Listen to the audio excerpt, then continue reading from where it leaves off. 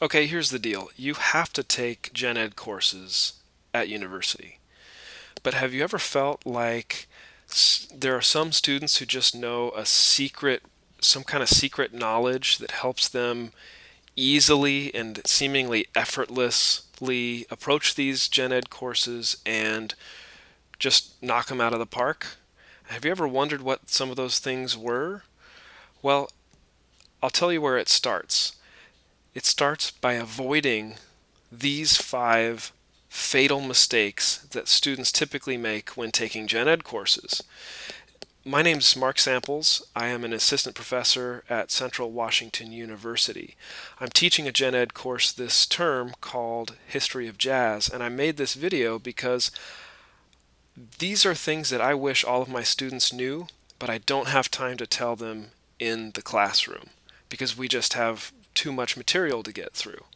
So what I did was I made this video outlining the five fatal mistakes that I've seen students make over and over in my courses, and I'm going to give you the solutions to these mistakes, tell you how to avoid them. Now, I've seen these mistakes in my own music courses, but they happen in all kinds of gen ed courses, no matter the subject or the size. So I want to just invite you right now to just stop and consider a question. Would it be worth taking a little bit of time to learn what these mistakes are, find out the solutions, and put some effort into making these solutions work for you this term? Imagine what it would be like if you were one of those students who kind of knew how it all worked. Imagine if you knew what to do at the beginning to make the end much, much easier. Imagine if you could take your report card home and show your parents or your friends that you aced that gen ed course. How great would you feel? Not to mention, how much more would you learn?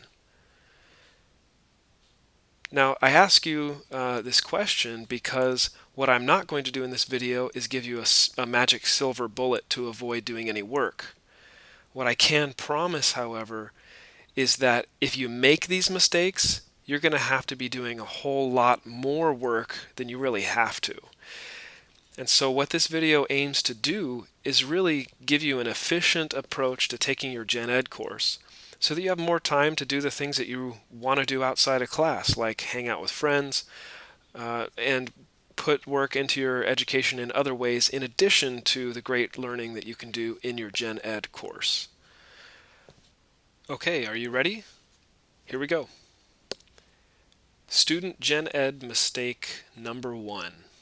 Slacking early, thinking you can just catch up later. Now this might sound pretty straightforward. It doesn't matter if you slack in the first week or so because you can always just catch up later, right? Well, as it turns out, not all slacking creates equal amounts of consequence at a later time. Think about it this way. If you want to fly on an airplane from Seattle to New York and you hear the boarding call and people are boarding and you're just sitting in your chair, do you think you want to get up and maybe start boarding, or do you think, oh, I can just skip this part? I'll just kind of sit here in my chair but I'll catch up later, right? And so slacking is like standing on the runway watching your plane take off and then starting to run after it, saying, hold on, I'll catch up. And do you think you're going to get to New York on time? Or do you think you're creating any extra work for yourself? Well, no, you're not going to get there on time. And yes, you're going to have to work extra hard to make up that difference. So here's the solution. Get on the plane before takeoff. This means attend the first 5 classes without fail. Invest all of your energy at the beginning of the course so the rest of the term is easier. Now, students who are in the know about this realize that if you invest a whole lot of energy at the beginning of the term and you attend all the classes, and this also extends to turning in the very first assignment, be sure to always turn in the very first assignment. as well as reading the syllabus. This is another critical mistake. I like to say not reading carefully the syllabus to a new class is like not reading the parachute packing instructions before you jump. Not very smart, right?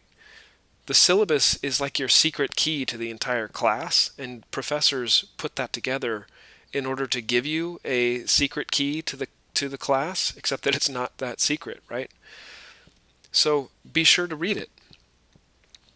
So here's the solution again. Get on the plane before takeoff. And if you expend a lot of energy and focus at the beginning of a course, it'll make the entire rest of the course much, much easier. Okay, student gen ed mistake number 2. Using old study tools for new jobs. Now, this could mean using the same study tools that you used in high school, and trying to apply those to a college course. And have you ever known anyone who's done that and maybe come out a little worse for the wear? Well, when you go to university, you need to start seeking out new study tools. You need to start increasing and building your skills. So here's the solution. This term, search out and add one new high-value skill in each of the following areas: reading, note-taking, and studying. Okay, and what I've done is below this video on my website, www.mark-samples.com/gened, I have some links for you. Links to videos and other resources that will teach you some of these skills.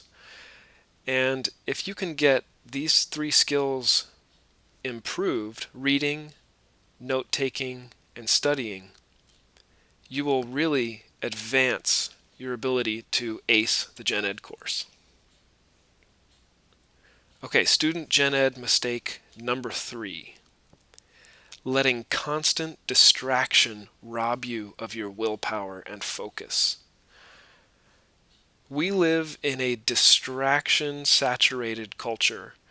At every moment, something is trying to interrupt you, whether it's your phone dinging with a notification, a friend who's texting you, or that social media website that's calling your name so that you can make sure that you are still in the know and didn't miss something in the last 15 seconds. This kind of constant fear of missing out and this constant cloying of distraction really rob you of your focus, and they rob you of your willpower. And I'll tell you what the result of this is.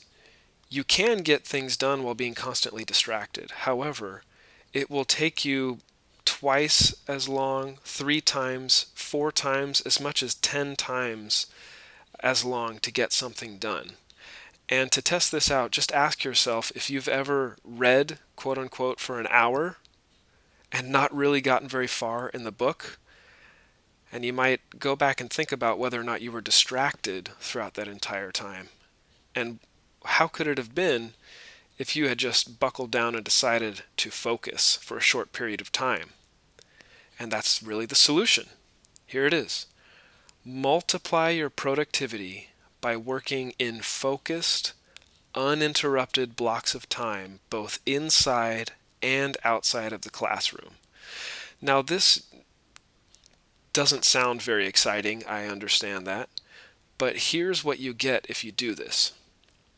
If you will shut off all distractions for 30 minutes and focus on one task in your class, let's say it's reading a passage in your textbook and taking notes on it, if you will focus on that for only 30 minutes, you can get more done in that 30 minutes than you probably could have gotten done in 2 hours of distracted work, which means that you can take that 30 minutes and then have an hour and a half left over to do whatever you want with. You can study for another class, or you can go get dinner with a friend, or you can go see a concert featuring wonderful music. And so consider working in focused, uninterrupted blocks of time so that you really maximize your ability to get things done quickly. Okay, student gen ed mistake number 4. Making yourself defenseless against the great villain of motivation, boredom. Boredom. Okay. Now, a lot of people think that boredom is really something that's unavoidable. If you're bored with something, you assume it's because the material is boring. It's a quality of the material. But as it turns out, boredom is a quality of your attitude toward the material. And the students who seem to have it all together, one of the reasons they do is because they've found something, anything of interest in the subject at hand, even if they don't think it's going to be interesting in and of itself. So here's the solution. Use your greatest educational weapon, curiosity, to make any course interesting. And I have an exercise for you to do this for your gen ed class that you will take this term or in a future term. Here's what you do. Take a piece of paper and draw 2 lines vertically down the middle to make 3 columns. At the top of the left-hand column, write social interest. The middle column, write professional interest. In the third column on the right, write personal interest. And your job is to write down the name of the course that you're taking at the top of that sheet of paper. And then you need to find 5 potential interesting aspects of that course that fit each of these categories. Okay? So, for instance, the social category. Let's say you're taking my course, History of Jazz, which is a gen ed course that fulfills the aesthetic requirement, the arts and humanities aesthetic requirement. In the social category, you might put, well, the next time I hear a hip-hop song that uses a jazz sample in it, I can tell my friends what the instrument is and maybe even who was playing it if I recognize that sample. Another one in here might be if you go to a concert, let's say on a date, you might be able to not only be at the concert, but be able to say something smart about the musicians and how they're playing, and maybe explain the nature of improvisation to your date. Okay?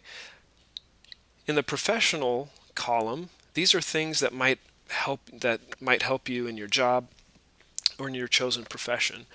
And so for History of Jazz, this might be learning how to listen actively to music will help me interpret and listen to those around me in my job. And maybe being able to listen actively to what my boss is trying to say to me will help me advance my career. And there are a number of other ways that this might be useful in your professional career. What about the personal column? In the personal column, you're writing just things that grow you as a person. Your university education should expand your mind, it should expand your interests. And so just write, how would this class potentially be personally interesting for you? And for History of Jazz, this may be, I've always wondered why they called jazz the America's original art form. I can figure that out if I take this class. Or, for instance, you might say, I've always heard that jazz evokes an African American aesthetic and cultural expression. But how does it do that? And what's more, how does music in general express a culture or an emotion or someone's circumstances? So after this video is over, or you may even want to pause this video right now and come up with at least 5 things that might be interesting to you about this class in each of these 3 categories. Then, once you've done that, put a star next to the very top one that you think is the most interesting and that would give you the greatest satisfaction if you could satisfy that curiosity. Put a star next to that. Then what I want you to do is take that sheet of paper and put it in your binder or put it in your notes for that class, so that every time you walk into the class and you open that binder, you see that list, and you can remind yourself when you're in the class and you're tempted to be attacked by the villain of boredom, to remember and search for something that relates to one of those interests that you've listed. Okay? Good. Here's the final mistake, student gen ed mistake number 5, and that is relying solely on talent to carry you through. Now, again, this may have worked in high school, but it doesn't tend to work at university. And this one, I'm going to get a little philosophical on you here with the solution, and here's the solution. Adopt a growth mindset. Be prepared to work hard and turn your failures into your deepest learning. Now, one of the most transformative educational ideas I've been introduced to in recent years is the idea of the growth mindset. This is a term developed and introduced by Stanford psychologist Carol Dweck. And Professor Dweck studied how people learn, and she's been doing this for decades now.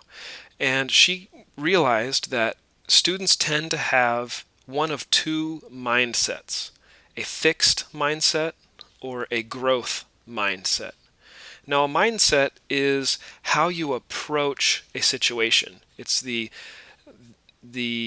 basis for which you make decisions when faced with certain circumstances. And a fixed mindset refers to a student who believes that your intelligence is kind of like the quality of your height, how tall you are. Now, if you work really hard and do a lot of exercises, are you going to grow taller?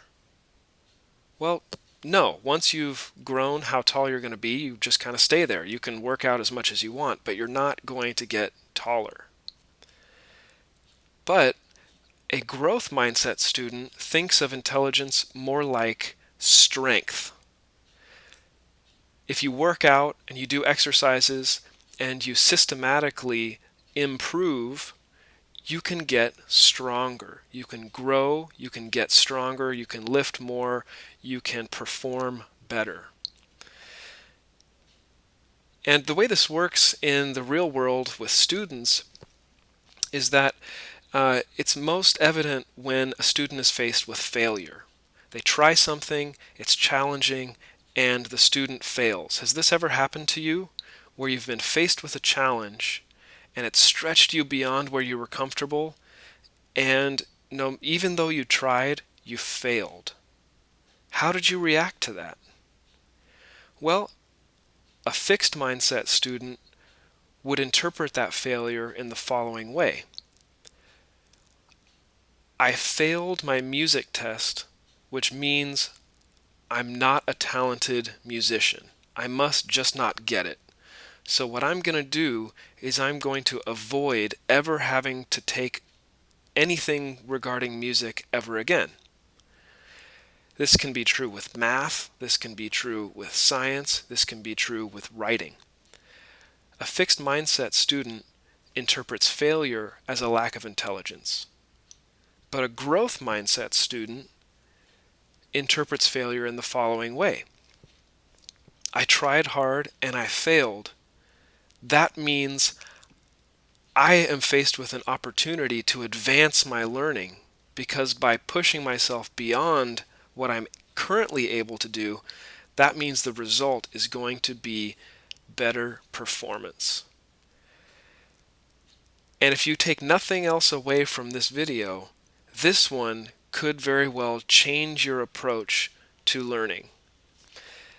If you adopt a growth mindset and interpret every failure as an opportunity to get better and to perform at a higher level, you really will have understood what a university education can really offer you. Not just an A in a class, not just a degree, but really a personal development and the skills for lifelong learning, not only to be successful professionally, but also personally for the rest of your life. So this term, how is it going to be different? Well, I suggest you consider the following 5 solutions to the 5 fatal mistakes that students make when taking gen ed courses.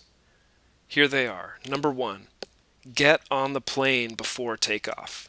Expend a whole lot of energy at the beginning of the course so that it's much easier for the rest of the course. Number 2, build your skills this term in reading, note-taking, and studying. And remember to look below this video to find some links for resources that can help you do that. Number 3, work in focused, uninterrupted blocks of time. This is going to radically multiply your ability to get things done, and it's going to leave a whole lot of time left over to do what you really want to do, such as hang out with your friends. Number 4, engage your curiosity. Consider doing that 3-column curiosity or interest sheet exercise that I gave to you. And number 5, adopt a growth mindset to turn your failures into learning. And that's it. These are the 5 solutions that you can take with you to really go out there and ace your gen ed course this term. Now don't forget to download the PDF summary of this video, which is a link is just below this video on my webpage. And also give me a comment. Tell me what you thought of the video, good, bad, indifferent. Tell me what you thought. And also feel free to share your own approaches, your own solutions to the general problems that you approach when you're taking a gen ed course. Thanks for listening. This is Mark Samples.